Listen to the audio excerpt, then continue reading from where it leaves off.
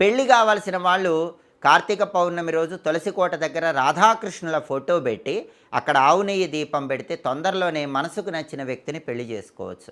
అలాగే సంవత్సరం మొత్తం కూడా దీపాలు వెలిగించిన ఫలితం రావాలంటే కార్తీక పౌర్ణమి రోజు అందరూ 365 ఒత్తుల దీపాన్ని శివాలయ ప్రాంగణాల్లో వెలిగించుకుంటారు.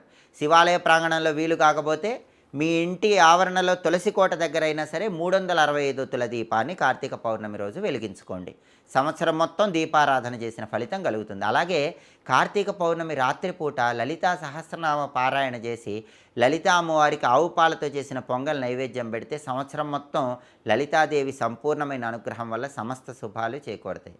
అలాగే జన్మ జన్మల దరిద్రాలు పోవాలంటే, శ్రీమంతులు అవ్వాలంటే, ఐశ్వర్యం రావాలంటే కార్తీక పౌర్ణమి రోజు ఉసిరికాయ ఎవరికైనా దానం ఇవ్వాలి.